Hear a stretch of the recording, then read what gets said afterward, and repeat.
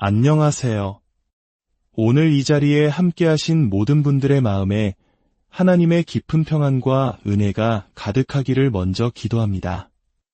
혹시 지금 몸이 아프거나 마음이 힘든 분이 계신가요? 어두운 병실에 홀로 누워 외로운 싸움을 하고 계신 분도 있을지 모릅니다. 하지만 기억하십시오. 바로 그곳에 당신이 있는 모든 아픈 공간과 병실 안에 당신을 일으켜 세울 수 있는 충분한 하나님의 능력이 임재하고 있다는 사실을 말입니다. 지금 이 순간 하나님의 권능은 바로 당신 곁에 현존하며 일할 준비를 하고 있습니다. 우리가 무언가를 얻으려고 애쓸 필요가 없습니다. 그분은 이미 모든 것을 우리에게 주셨기 때문입니다. 그 능력이 지금 바로 당신이 있는 그곳에 존재한다는 사실을 믿음으로 바라보십시오. 그리고 이렇게 함께 고백해 봅시다. 나는 그 능력을 받습니다. 다시 한번 온 마음을 다해 선포합시다. 나는 지금 이 순간 그 능력을 받습니다. 나의 머리끝부터 나의 발끝까지. 아멘. 오늘 이 귀한 말씀을 듣기 시작하시기 전에 잠시 하나님의 은혜를 주변에 나누는 마음으로 구독과 좋아요를 눌러주시면 감사하겠습니다. 이 작은 행동이 또 다른 지친 영혼에게 희망의 메시지를 전달하는 귀한 통로가 될 수 있습니다. 여러분의 나눔 위에 하나님의 축복이 넘치기를 소망합니다. 오늘 우리는 치유자 예수님이라는 주제로 말씀을 나누고자 합니다. 하나님의 말씀을 사모하는 여러분과 함께할 수 있어 참으로 기쁩니다. 과거 한 신실한 목사님께서 이런 말씀을 하셨습니다. 우리가 존중하고 귀하게 여기는 말씀의 부분만큼만 우리는 그로부터 받을 수 있습니다. 이 말은 참으로 깊은 진리를 담고 있습니다. 그래서 우리는 성경의 모든 말씀을 존중하기로 선택합니다. 말씀이 우리에게 약속한 모든 것의 참여자가 되기를 원하기 때문입니다. 우리는 예수님을 치유자로 존중합니다. 그렇기에 우리는 치유의 능력이 흘러넘치는 것을 받을 수 있습니다. 우리는 예수님을 우리의 모든 필요를 채우시는 공급자로 존중합니다. 그렇기에 그분께서 우리를 위해 치르신 모든 대가를 통해 우리의 모든 필요가 채워지는 것을 경험할 수 있습니다. 이것이 바로 구원이라는 종합 선물 세트, 즉 우리가 받은 구속의 선물 안에 담긴 놀라운 혜택들입니다. 이 구속의 선물은 무엇일까요? 그것은 바로 우리가 그리스도 안에서 누구이며 또한 그리스도께서 우리 안에서 누구신지에 대한 정체성입니다. 우리가 그리스도 안에서 누구인지, 우리에게 무엇이 속해 있는지, 그리고 그분이 우리 안에서 어떤 분이신지를 깨달을 때 우리는 믿음의 가장 높은 차원으로 들어가게 됩니다. 많은 사람들이 자신의 믿음이 연약하다며 힘들어합니다. 그 이유는 바로 그리스도 안에 있기에 자신에게 속한 것이 무엇인지, 그리고 그리스도께서 자기 안에서 어떻게 나타나고 역사하시는지에 대한 계시가 부족하기 때문입니다. 우리가 그리스도 안에서 진정한 나를 발견할 때 우리는 과거에 우리를 얽매였던 문제들과의 싸움을 멈추게 됩니다. 왜냐하면 계시적인 지식, 즉 성령님을 통한 깨달음은 우리를 그 문제를 다스리는 능숙함과 통달의 자리로 이끌기 때문입니다.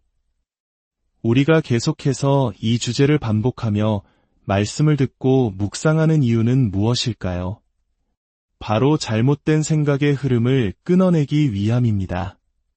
만약 우리가 어떤 문제에 대해 오랫동안 잘못된 생각을 해왔다면 올바른 진리를 단 한 번 듣는 것만으로는 그 깊게 뿌리박힌 생각을 바꾸기 어렵습니다. 하지만 우리가 올바른 것을 계속해서 듣고 올바른 것을 계속해서 말할 때 그 진리의 말씀이 우리 안의 모든 잘못된 생각의 견고한 진을 무너뜨리는 것입니다. 여러분, 하나님께서는 오직 올바른 생각을 통해서만 역사하실 수 있다는 것을 아십니까? 하나님께서는 잘못된 생각을 통해 일하실 수 없습니다. 그분 안에는 어떠한 잘못된 생각도 없기 때문입니다. 반대로 사탄은 우리가 품는 잘못된 생각을 발판 삼아 역사합니다. 사람들이 삶 속에서 붙들고 있는 그릇된 생각들은 사탄이 합법적으로 일할 수 있는 열린 문이 되어버립니다. 그러므로 오늘 이 시간 우리는 말씀을 통해 잘못된 생각들을 해체하고 하나님의 생각으로 우리 자신을 굳건히 세워나갈 것입니다. 중요한 것은 제 말이 아니라 하나님의 말씀이 무엇이라고 하는가입니다. 우리는 그리스도 안에 그리고 그리스도께서 우리 안에 계시기에 하나님께서 우리를 어떤 존재로 만드셨는지를 발견하고 있습니다. 아멘. 사도행전 17장 28절은 이렇게 말씀합니다. 우리가 그를 힘입어 살며 기동하며 존재하느니라. 여기서 주목할 점은 우리 삶의 어떤 움직임도 그분과 분리되어서는 안 된다는 것입니다.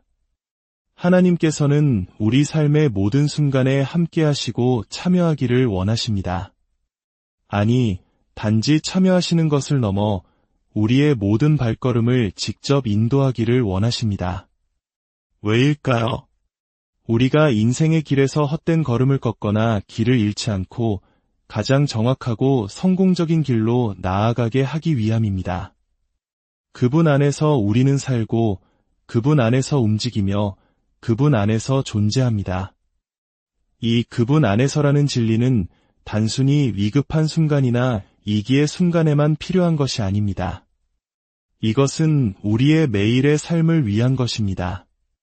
우리는 생각 속에서 그리고 입술의 고백 속에서 매일 이렇게 선포해야 합니다. 오늘도 그리스도께서 내 안에 계시며 그분이 나를 통해 나타나고 일하신다. 그리고 나는 그분께 순종한다. 그렇다면 우리 안에 계신 그리스도께 순종한다는 것은 무엇일까요? 바로 그분이 우리에게 하라고 하시는 것을 행하는 것입니다. 우리가 순종으로 그분께 반응할 때 그분은 우리를 통해 하나님께서 나타내기 원하시는 모든 일을 이루실 수 있습니다. 예수님께서도 친히 이렇게 말씀하셨습니다. 내 안에 계신 아버지, 그분께서 자신의 일을 하신다. 예수님 안에 계셨던 바로 그 아버지가 지금 우리 안에도 동일하게 계십니다. 그리고 그분은 우리가 그분의 존재에 반응하여 우리를 통해 그분의 놀라운 일을 행하시기를 기다리고 계십니다. 이제 오늘의 핵심 주제로 넘어가 보겠습니다. 그 키워드는 바로 함께입니다. 고린도전서 3장 9절은 이렇게 선포합니다. 우리는 하나님의 동역자들이여. 여기서 동역자라는 말은 함께 일하는 일꾼, 함께 증진시키는 자, 하나님과 함께 그리고 하나님을 위해 수고하는 자라는 뜻을 담고 있습니다. 주목하십시오. 이 일은 우리 혼자 하는 것이 아닙니다. 그렇다고 하나님 혼자 하시는 일도 아닙니다. 이것은 그분이 우리를 통해 일하시는 것이며 우리와 하나님 각자에게 역할이 있습니다. 그리고 놀라운 사실은 하나님께서 가장 어려운 부분을 맡으셨다는 것입니다. 그분은 우리에게 가장 쉬운 부분을 주셨습니다. 그것이 무엇일까요? 바로 우리의 믿음을 드리고 그분이 하라고 하시는 말씀에 순종하는 것입니다. 우리가 그렇게 할 때 그분께서 우리를 통해 모든 것을 이루시고 나타내십니다. 핵심은 함께 수고한다는 것입니다. 고린도후서 6장 1절도 이렇게 말합니다. 우리가 하나님과 함께 일하는 자로서 너희를 권하노니 하나님의 은혜를 헛되이 받지 말라. 여기서도 첫 단어는 함께 일하는 자로서입니다. 우리는 그분과 떨어져서 일하도록 부름받지 않았습니다. 우리는 그분과 함께 일하도록 부름받았습니다. 에베소서 2장 5절과 6절은 이 함께의 신비를 더욱 깊이 보여줍니다. 허물로 죽은 우리를 그리스도와 함께 살리셨고 또 함께 일으키사 그리스도 예수 안에서 함께 하늘에 앉히시니 보십시오. 이 두 구절에서 함께라는 단어가 3번이나 반복됩니다. 이것은 무엇을 의미할까요? 우리는 결코 그리스도와 분리된 채로 이 삶을 살아가도록 설계되지 않았다는 것입니다. 모든 것이 함께에 관한 것입니다. 우리는 그리스도와 함께 살아났고 함께 일으켜졌으며 함께 하늘 보좌에 앉아 있습니다. 우리는 결코 혼자가 아닙니다. 데살로니가전서 5장 10절은 말합니다. 우리로 하여금 깨어있든지 자든지 자기와 함께 살게 하려 하셨느니라. 요한일서 1장 6절은 우리가 그분과 함께 사귐을 누리는 존재임을 말합니다. 우리의 함께는 첫째로 그분과의 친밀한 교제를 위함이며 둘째로 그 함께의 열매를 맺기 위함입니다. 예수님께서 지상 사역 중에 이렇게 말씀하신 것을 기억하실 겁니다. 나는 아버지가 말씀하시는 것만 말하고 아버지가 행하시는 것만 본다.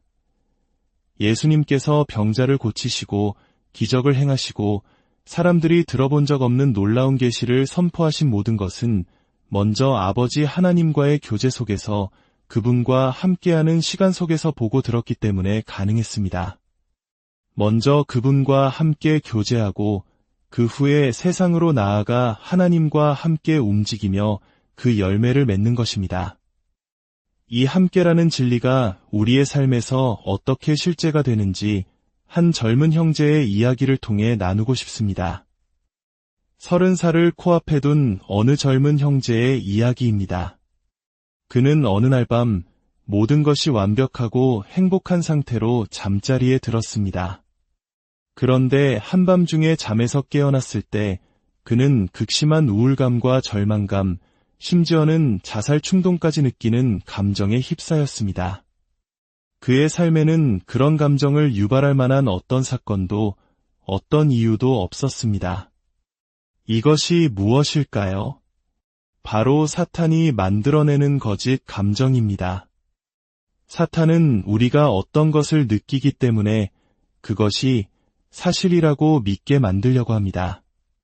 그래서 우리는 우리가 느끼는 것으로 살지 않고 우리가 보는 것으로 살지 않고 오직 믿음으로 사는 것입니다.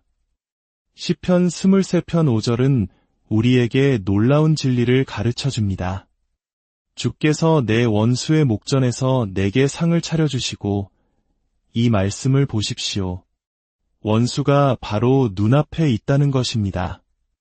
원수가 가까이 있을 때 우리는 그의 고통과 절망, 두려움을 감지할 수 있습니다.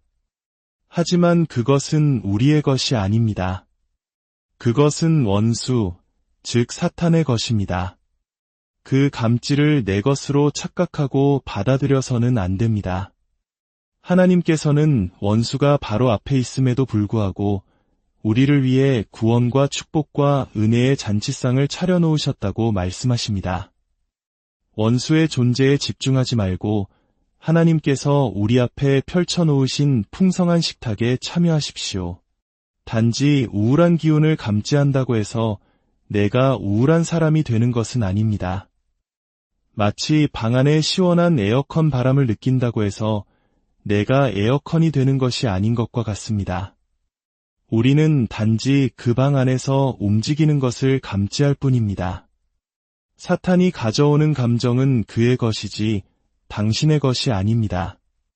절대로 그것을 당신의 것이라고 부르지 마십시오. 이 젊은 형제는 이 거짓 감정의 공격 속에서도 일어나서 평소처럼 직장에 출근하고 자신의 의무를 다했습니다. 그는 감정에 지배당하지 않고 말씀 위에 굳건히 섰습니다. 여기서 주목할 만한 점은 이 일이 그가 30살이 되기 직전에 일어났다는 것입니다. 예수님의 생애를 보면 그분께서 공생애를 위한 기름 부음을 받으시고 태어나신 목적인 사역을 시작하신 때가 바로 30살이었습니다. 우리 한국에서도 30은 인생의 중요한 전환점으로 여겨지곤 하죠. 이처럼 삶의 중요한 시기, 하나님께서 예비하신 다음 단계로 나아가려 할 때 사탄은 종종 방에 공작을 펼칩니다. 우리가 하나님의 계획을 보지 못하도록 혼란의 연기를 피우고 반대에만 집중하게 만들려는 것입니다. 그렇게 힘든 시간을 보내던 젊은 형제에게 하나님께서 두 가지 중요한 말씀을 주셨습니다. 첫째는 입은 닫고 내 자리를 지켜라 였습니다. 이것이 무슨 의미일까요? 입을 닫으라는 것은 내가 느끼는 부정적인 감정들에 대해 말하지 말라는 뜻입니다. 원수가 가져다주는 거짓 감정을 입으로 시인하고 말하는 순간 우리는 그것이 우리 삶에 머물도록 문을 열어주는 꼴이 되기 때문입니다. 그리고 내 자리를 지켜라는 것은 평소와 같이 너의 삶을 살아내라는 의미입니다. 공격이 왔다고 해서 모든 것을 멈추고 주저앉지 말라는 것입니다. 과거 위대한 치유 사역자였던 캐서린 쿨만은 이런 말을 했습니다. 이 기차는 너무 빨리 달리고 있어서 지저대는 개들에게 돌을 던지기 위해 멈출 시간이 없습니다. 무슨 뜻일까요? 그냥 계속 전진하라는 것입니다. 원수가 던지는 온갖 위협과 거짓 감정들을 지나쳐 계속 앞으로 나아가십시오. 성경은 우리에게 뱀과 전갈을 밟으며 원수의 모든 능력을 제어할 권능을 주셨다고 말합니다. 밟는다는 것은 그것을 넘어 계속 나아간다는 뜻입니다. 문제에 모든 관심을 쏟으며 멈춰 서지 마십시오. 계속 움직이십시오. 젊은 형제는 하나님의 말씀대로 했습니다. 일어나 옷을 입고 평소처럼 일상을 살아내는 것이 쉽지 않은 날도 있었지만 그는 묵묵히 순종했습니다. 그리고 하나님께서 그에게 주신 두 번째 말씀은 바로 이것이었습니다. 우리 이걸 함께하자. 얼마나 놀라운 말씀입니까? 하나님은 그 젊은 형제에게 내가 혼자 이겨내 바라고 말씀하지 않으셨습니다. 우리 함께 하자고 말씀하셨습니다.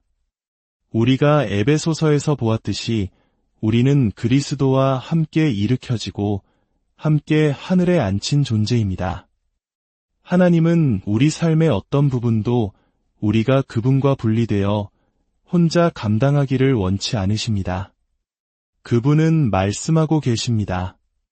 너의 시선을 그 문제에서 돌려 너와 함께하고 있는 나에게 고정하렴. 나는 이 삶 속에서 너와 함께 움직이고 있단다. 저 또한 오래전 힘든 시련을 막 통과했을 때 하나님께서 주신 음성을 잊지 못합니다. 차를 운전하고 가는데 제 영 깊은 곳에서 이런 말씀이 떠올랐습니다. 내 눈에 아직 이집트 군대가 보인다고 해서 내가 다시 이집트로 돌아간 것은 아니란다. 기억하십니까? 이스라엘 백성이 홍해 앞에 섰을 때 뒤에서는 이집트 군대가 맹렬히 추격해왔습니다. 그들의 눈에는 위협적인 적들이 보였습니다. 하지만 그들은 이미 이집트에서 해방된 자유인이었습니다. 눈에 보이는 것이 그들의 신분을 바꾸지 못했습니다. 마찬가지로 과거의 아픈 증상이나 우울한 감정이 다시 찾아오려고 할지라도 그것이 당신의 현실을 규정하지 못합니다. 당신은 여전히 자유합니다. 하나님은 이 젊은 형제에게 그것을 가르쳐 주신 것입니다. 입은 닫고 내 자리를 지켜라. 왜냐하면 내가 무엇을 보고 느끼든 너는 여전히 자유하기 때문이다. 그리고 우리 함께 하자는 이 음성은 그의 관심을 문제에서부터 함께 하시는 하나님께로 돌리게 했습니다. 시련이 찾아올 때 그것은 바로 당신과 함께 하시는 분께 온전히 집중하라는 신호입니다. 여러분, 기억하십시오. 당신은 그리스도와 함께하는 존재입니다. 매일매일 그분과 함께하는 자로서 살아가십시오. 하나님은 당신이 이 인생을 그분과 분리되어 살아가도록 의도하지 않으셨습니다. 당신의 생각과 말과 행동 속에서 당신은 이 싸움에 결코 혼자가 아님을 인식하십시오. 당신은 신적인 도움과 함께하고 있습니다. 아멘. 이 진리 안에서 걸을 때 당신을 막을 수 있는 것은 아무것도 없습니다. 당신을 향한 하나님의 계획을 굳게 붙드시길 바랍니다. 오늘 말씀을 통해 여러분의 영혼이 새 힘을 얻고 모든 상황 속에서 우리와 함께 하시는 주님을 깊이 경험하게 되기를 축복합니다. 하나님의 평강이 여러분과 항상 함께 하시기를 기도합니다. 잊지 마십시오. 예수님은 우리의